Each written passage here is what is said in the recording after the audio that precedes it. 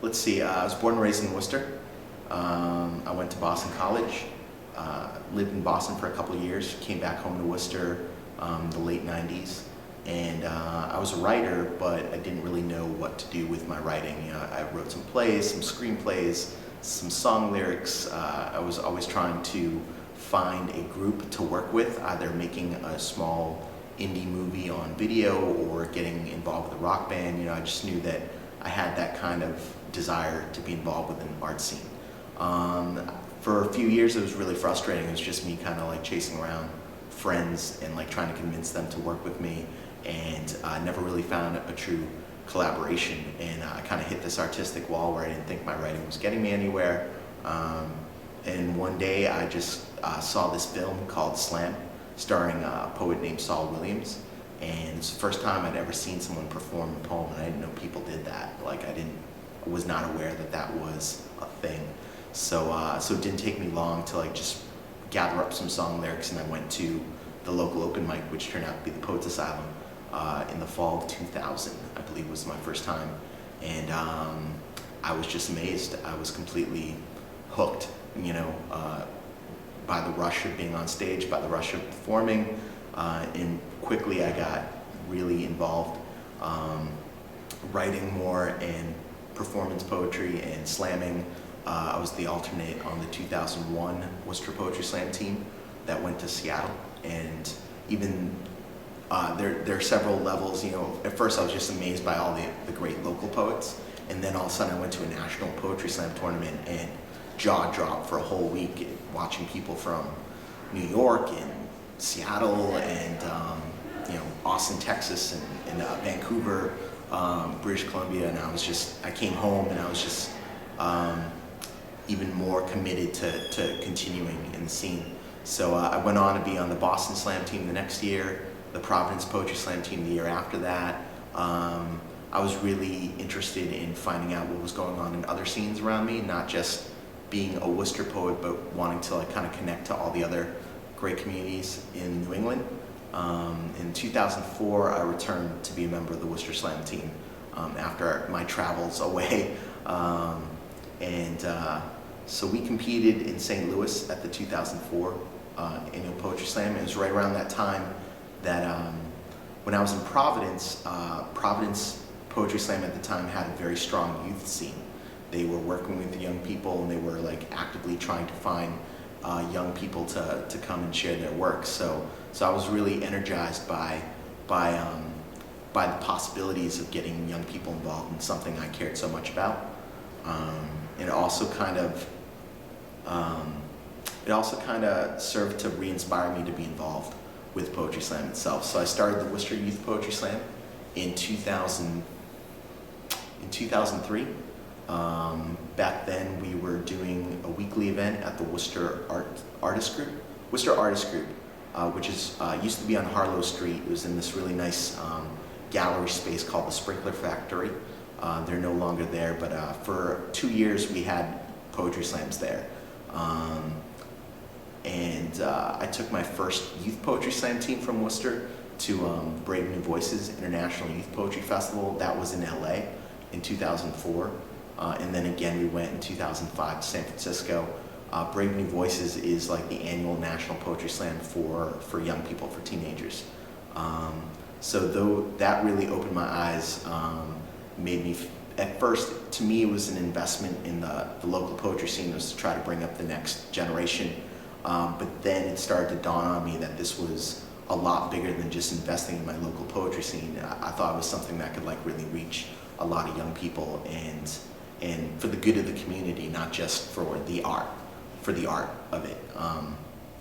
So I went on tour in 2005 for 6 months, 2005, 2006.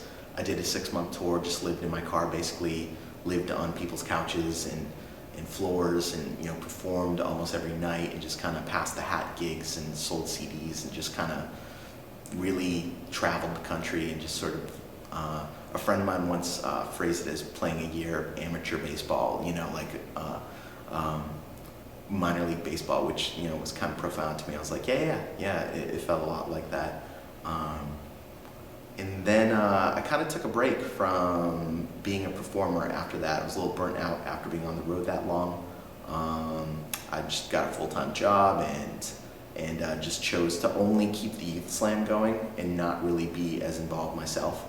And I did that for about 3 years, where I kept the Youth Slam alive but not really working full-time at it. We moved locations a few times.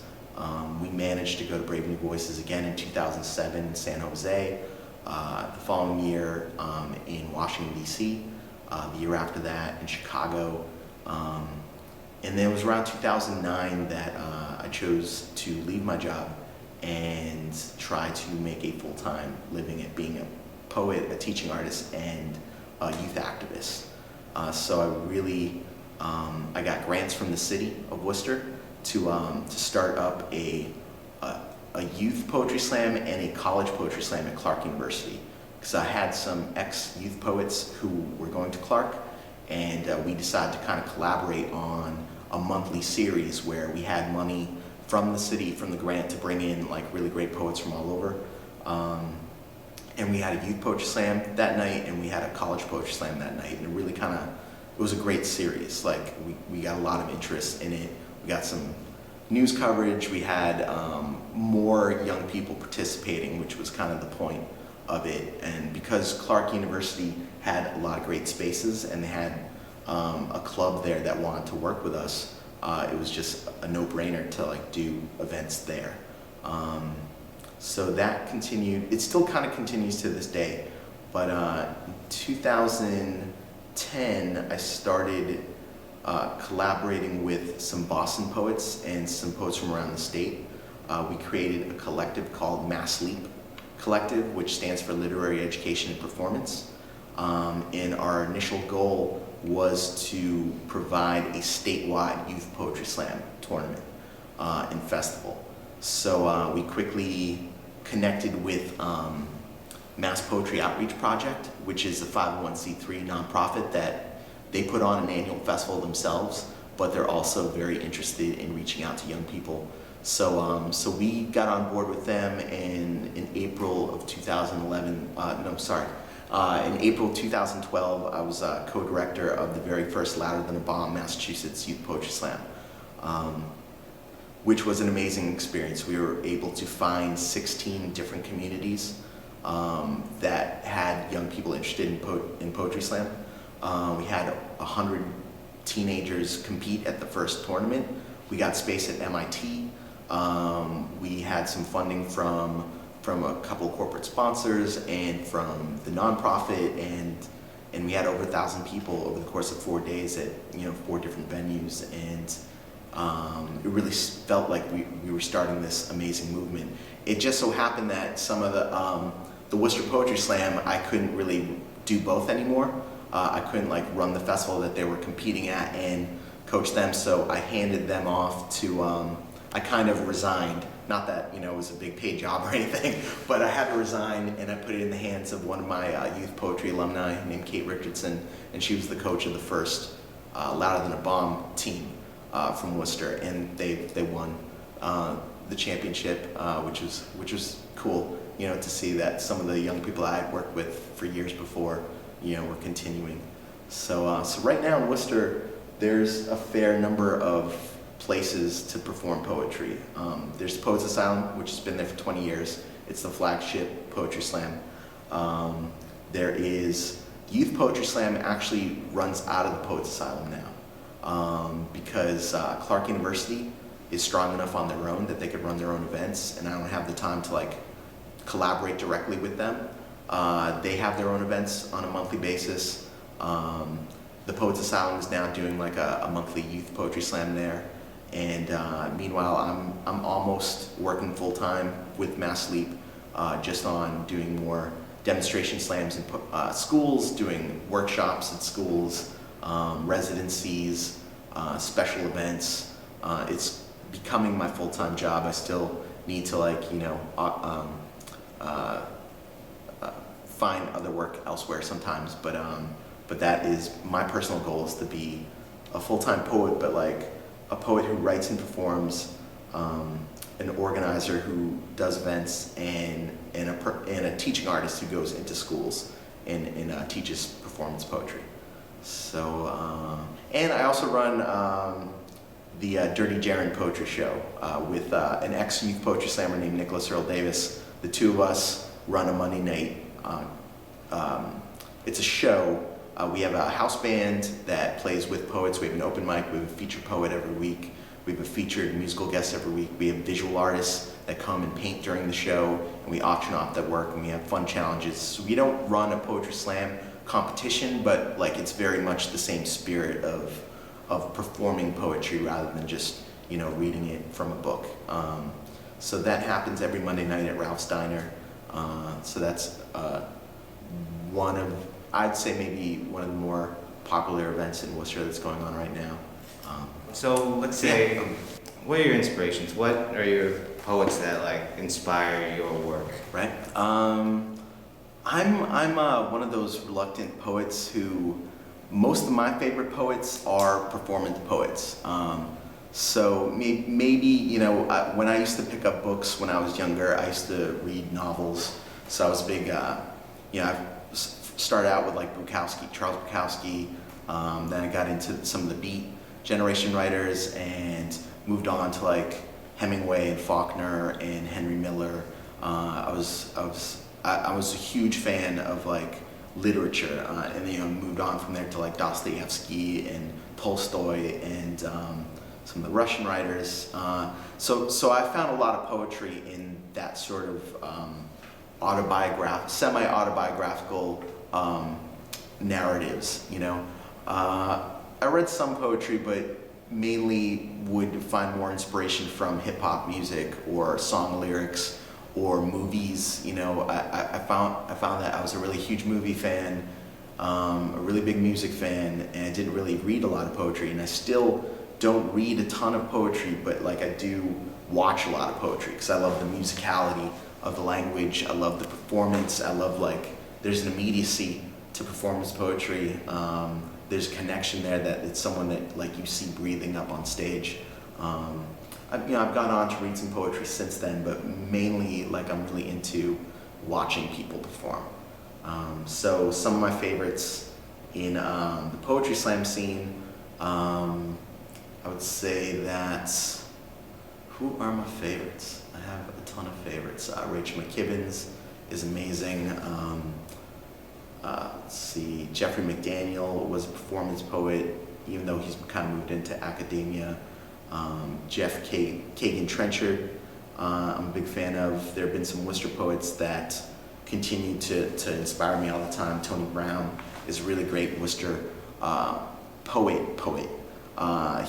He does performance, but like his stuff is just as strong on page as it is on stage, and like a lot of people in this region point at him. I'll put you in touch with Tony Brown because he hosted the Poets Asylum when I first got there, and he doesn't host anymore, but like he is probably could tell you a lot about the history of poetry slam, but just poetry in general.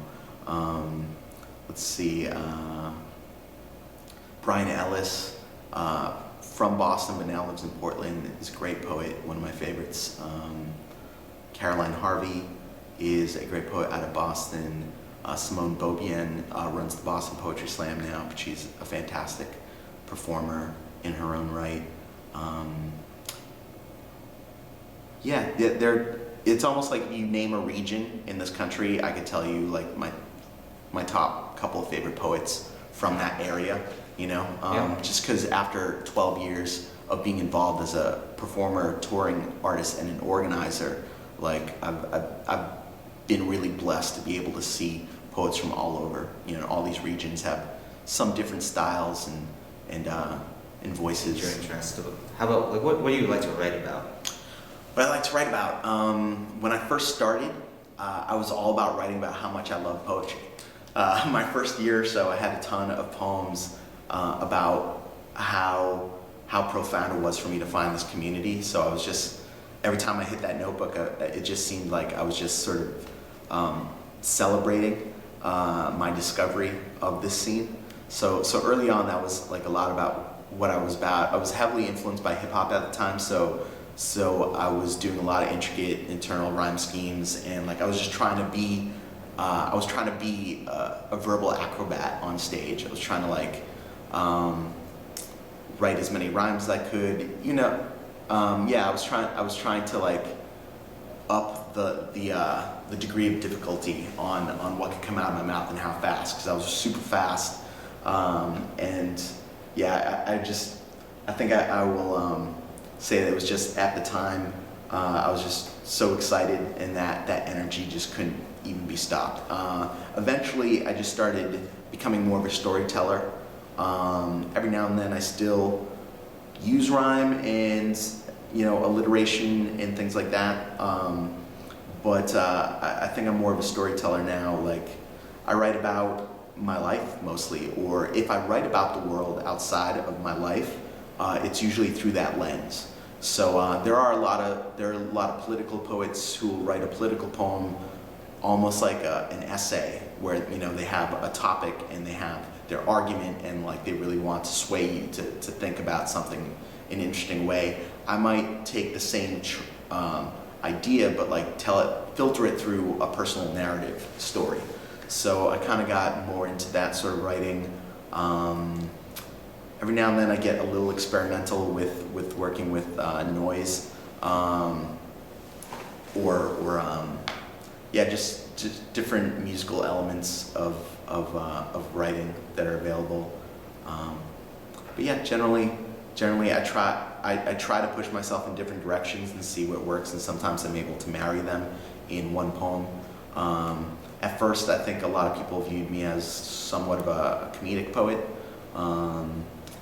but I found that the challenge for myself now is not to write a funny poem or a serious poem, but to write a poem that's like funny and serious within the same space, because that's kind of what life is like. You can have a great day and everything's hilarious, and then something really serious happens, and you switch modes. But then someone says something funny, and like you're right back to being that way. Louder Than a Bomb was originally started in Chicago. That was the very first kind of intercity youth poetry slam that was happening, and 10 years later, it's like the biggest.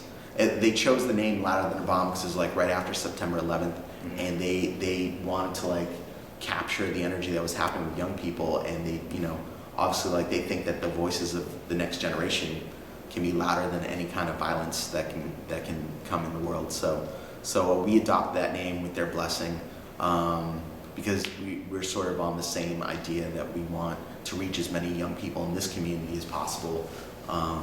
So yeah, the strength of that name lends itself to designers hear that phrase and they're like, oh, well, we're going to make like a really strong message. We're not trying to be, people, most day-to-day people hear the word poetry and they think of like feather quills and like, and very dainty sort of people and tea parties and stuff like that, or like wine and cheese at the very conservative sort of. Sure, conservative, or just like over emotional, or I don't know. But I don't think they think passion when they think poetry. I think they think being reserved. So our mission, all of performance poets, like we wanna perform. We want to like reach people. We want to make them laugh and cry and like scream and shout. And we'll jump on chairs. We'll like grab microphones and scream. And no, I mean, some of us will scream, but some of us will also be very measured. I think it's neat because like when you look on the Poets Asylum website, for example, it's very colorful. It's like an array of different colors, and it's like flowery yet flowy, mm-hmm. sort of thing. And I think that's what I would envision something like a poetry slam sort of thing would kind of look like, I guess. That's interesting. I've never, I don't know who designed the current Poets Asylum website. I know they had a long-standing older website that was developed by Bob Gill, who is someone else that you might want to talk to. Bob is a poet, but he's never really been a competitive performance poet. But he's always been the guy behind the scenes for the Poets Asylum for a long time, whether it was building a website that is really top the Google search thing, because when the internet started, he was there on the ground floor, and he built that internet architecture to like to like really be seen. And he's always been behind the scenes doing what needs to be done, like fundraising for the team or management or being the scorekeeper or the website blogger.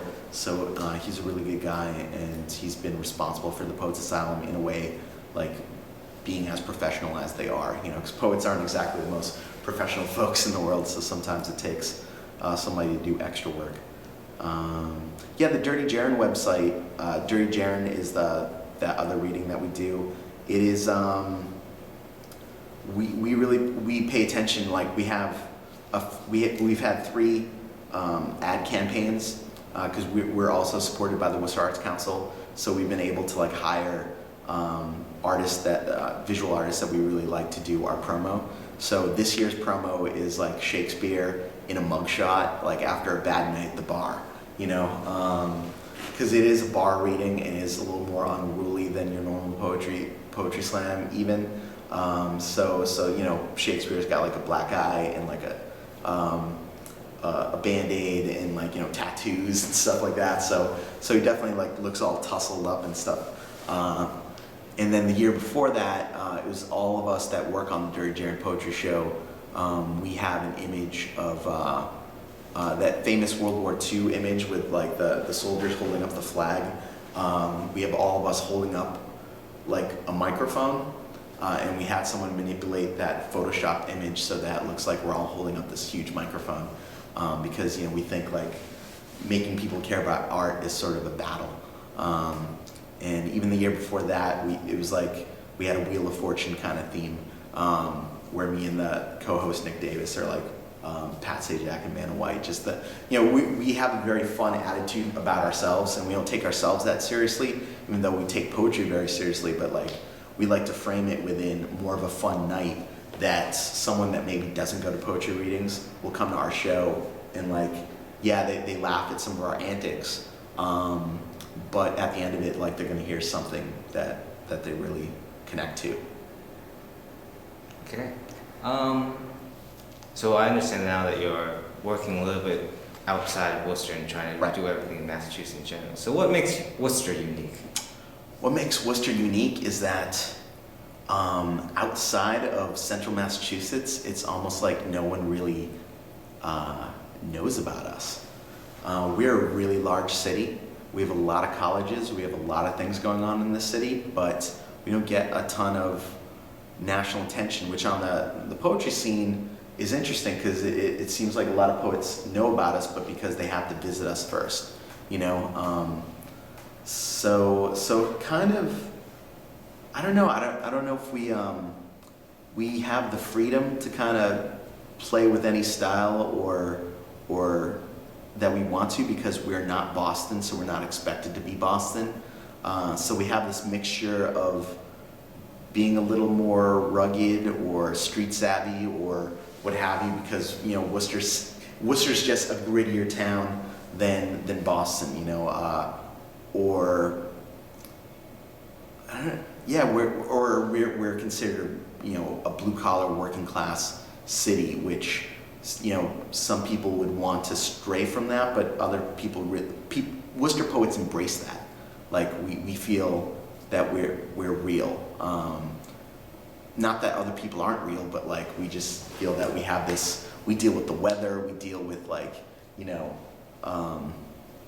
living in a city that doesn't get the respect it deserves, but yet has all these secret like historical aspects of things that were invented here, and yeah, I don't know. That's a really interesting question. Like, what makes a Worcester poet Worcester? I also want to think about that some more. I think being from Worcester, you don't assume that the arts community is there, because you don't walk around downtown and see like a ton of galleries and like coffee shops and like hip places to hang out. So you wouldn't think that it's there, but there are a lot of people that work really hard on it, that are passionate and talented and amazing. you have to look for it in Worcester. You can't just walk down the street and have it hit you in the face. You have to like really try harder in order to be a successful artist or respected as an artist, or to even get people to come to an event, because it's just not set up like that in this town. How do you coach a poetry slam team? It's a great question. I worked with a man named Michael Brown who started the Boston Poetry Slam many years ago, and a lot of people considered him to be an amazing performance coach. When I worked with him in 2002, what I learned from him was that there's no one correct way to be a coach. There's no one correct way to make someone better, but the fact that he was willing to sit in a room with you for 2 hours and listen to the same poem over and over again, and stop you in a line and be like, "What are you thinking right there? What is that? What is that? What does that even mean? Do you know what that means?" He would have this really organic, kind of Socratic method of like trying to pull out the feeling behind what you wrote, and just the repetition of it makes it sort of a muscle memory to like become more comfortable in your skin while you're. It's the difference between reciting a poem and living it, and being on stage and like really offering the people a glimpse into the energy that you used to even write the poem in the first place. Like the best performance poem doesn't even feel like it's a performance. It just feels like a natural conversation that someone's having with you. So that's kind of, I've taken that, as my approach to working with younger people, is that I want to coax their brilliance. I want to celebrate their brilliance. I want to ask questions when I don't understand something, but I really want to make them stop and think about a certain line. I don't tell them that this line is wrong or that movement is wrong. It's more of like having a conversation about what it is they're doing in that moment. And the more, it puts them in the place of they have to think about that now. And the more you practice it, and the more a poem becomes second nature, I think the better performer they're going to be.